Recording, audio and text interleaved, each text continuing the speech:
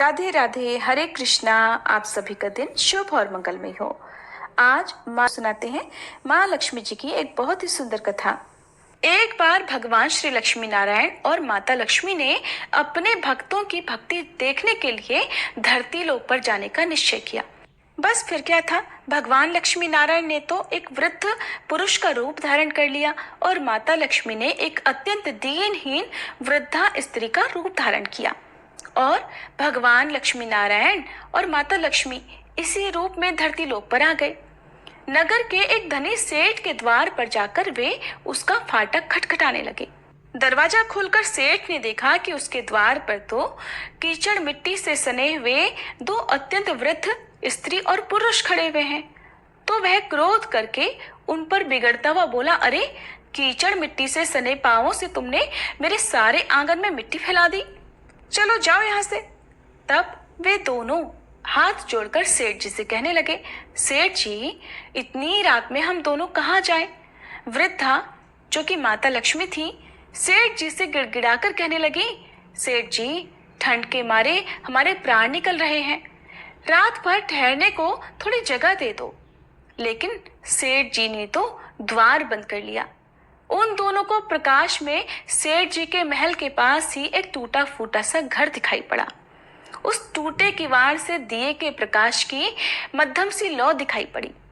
तब भगवान श्री विष्णु ने, जो कि एक बूढ़े का रूप धारण किए हुए थे, माता लक्ष्मी जी से कहा कि आओ चलो उस घर में ही आश्रय मांगकर देखते हैं। तब माता लक्ष्मी ने कहा कि जब इतने बड़े सेठ ने अपने यहाँ स्थान नहीं दिया तो फिर भला ये कंगाल, ये निर्धन क्या देंगे? और अगर ठहरने को जगह मिल भी गई तो रात भर में बिना ओढ़ने बिछोने के इन फटे भीगे कपड़ों में तो हमारे प्राण ही निकल जाएंगे। तब भगवान लक्ष्मी नारायण बोले कि कुछ भी हो, मुझसे तो अब बिल्कुल नहीं चला जाता। ऐसा कहते ही उन्होंने थोड़ा आगे बढ़कर उस टूटे फूटे द्वार को खटखटाया। दूसरे ही क्षण हाथ में दिया थामे, मैली फटी साड़ी पहने एक कमजोर सी स्त्री ने द्वार खोला। उन दोनों की दशा देखते ही करुणा भरे स्वर में वह स्त्री बोली, हाय, आप लोग इस अंधेरी रात में कहाँ भटक रहे हैं? आइए आइए, भीतर आ जाइए। उन्हें सहारा देकर वो अपने घर के भीतर ले गई। छोटी सी कोठरी में दो टूटी फूटी चारपाइयां पड़ी थी। उन्हीं में से एक को खाली करके वह स्त्री उन दोनों वृद्ध स्त्री पुरुषों से बैठने के लिए कहने लगी। दोनों के कपड़ों से पानी चूकर कोठरी गीली हो गई, किंतु उस स्त्री ने उसकी बिल्कुल भी परवाह नहीं की, बल्कि जल्दी जल्दी अंगीठी में आग सुलगाकर उन दोनों वृद्ध स्त्री पुरुषों को आग तापने के लिए कहा। फिर अरगनी पे से दो पुराने लेकिन धुले हुए साफ कपड़े लाकर उन दोनों को देती हुई बोली, बाबा, माता जी, आप लोग अपने भीगे कपड़े उतारकर इन्हें लपेट लो। बाबा, मैं क्या करूं, बहुत गरीब हूं ना, आज आपको बस इन्हीं दो कपड़ों में गुजर करनी होगी। आपके कपड़े मैं निचोड़ कर फैला दूंगी, जब सूख जाएंगे तब आप उन्हें पहन लेना।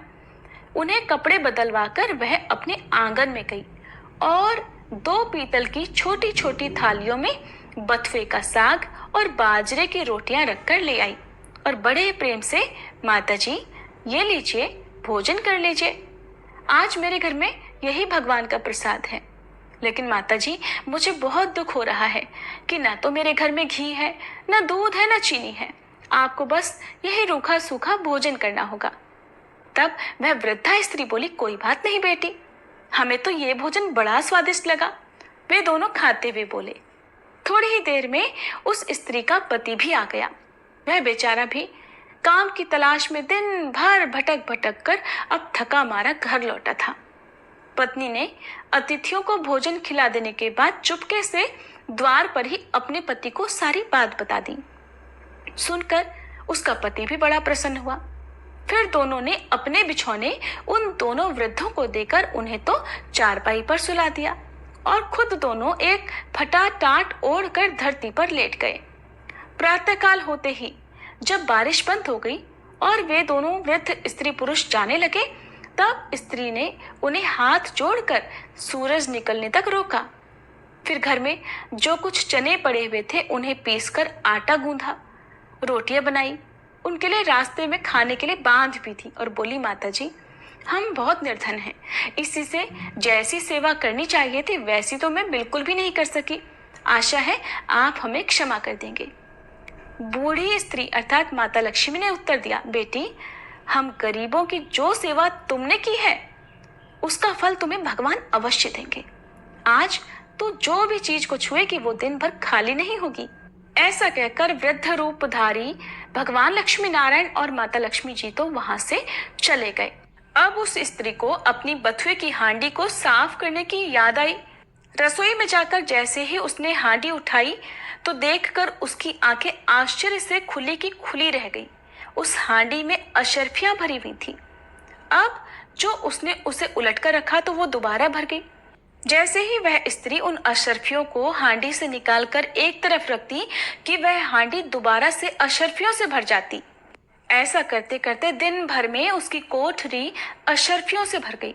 बस फिर तो उसके पति ने उन अशर्फियों को बेचकर बढ़िया सा घर ले लिया, एक कपड़े की दुकान खोल ली, घोड़ा गाड़ी खरीद ली और वे अब बड़े सुख से रहने लगे।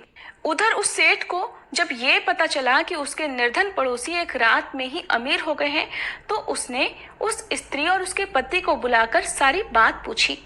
स्त्री बड़ी भोली भाली थी। उसने बड़ी सरलता से सारी बात सेठ को बता दी। अब तो सेठ और सेठानी को रात दिन यही चिंता रहने लगी कि किसी प्रकार वे करामाती वृद्ध स्त्री पुरुष मिल जाएं तो वे भी घर भरकर अशर्फियां प्राप्त कर लें। भगवान तो सब लोगों के मन की बात जान ही लेते हैं। एक रात जब बहुत जोर की बारिश हो रही थी, ओले भी पड़ रहे थे, तब वही वृद्ध स्त्री पुरुष यानी कि भगवान लक्ष्मी नारायण और माता लक्ष्मी जी फिर उसी सेठ के द्वार पर पहुंच गए और दरवाजा खटखटाने लगे। खटखटाहट सुनते ही सेठ ने बिजली के प्रकाश में से झांक कर उन दोनों को पहचान लिया और जल्दी जल्दी सेठानी को उन्हें लेने के लिए भेजा। बिजली बुझाकर एक दिया हाथ में लेकर सेठानी बाहर आई और झूठी ममता दिखाकर बोली, हाय हाय बाबा, तुम कहाँ भटक रहे हो? आओ अंदर आ जाओ। फिर घर की सबसे टूटी फूटी चारपाई पर उन्हें बिठा दिया।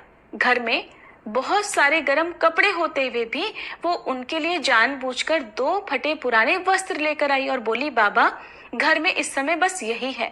फिर उनसे बिना पूछे ही घर की सबसे घिसी पुरानी थालियों में बथुए का साग और बाजरे की रोटी भी ले आई। ओढ़ने को 2 फटे कंबल भी कहीं से मांग कर दे दिए। फिर सेठ सेठानी भी उसी कमरे में गद्दे बिछाकर धरती पर लेट गए। सुबह अंधेरे होते ही जब वे दोनों वृद्ध स्त्री पुरुष वहां से जाने लगे तो सेठानी ने चने पीस कर रोटी बनाई और उनके लिए बांध दी और बोली, माता, हम बड़े दरिद्र हैं, आपकी बिल्कुल भी सेवा नहीं कर पाए। आशा है आप हमें क्षमा कर देंगी। तब वृद्धा रूपधारी माता लक्ष्मी जी ने कहा, बेटी, जैसी सेवा तूने की उसका फल तुझे भगवान अवश्य देगा। हाँ, आज तो जिस भी काम को अपने हाथ में लेगी वो दिन भर समाप्त नहीं होगा। उन लोगों के जाते ही सेठ सेठानी में झगड़ा हो गया। सेठ चाहता था कि बथुए की हांडी मैं खोलूं और सेठानी चाहती थी कि मैं खोलूं।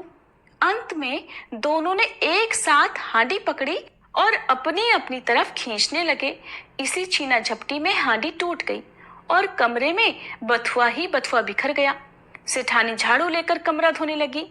जब वह कमरा साफ करती तुरंत ही कमरे में बहुत सारा और बथुआ बिखर जाता। सुबह से शाम हो गई और सेठानी हाथ में झाड़ू लेकर कमरा साफ करती रही।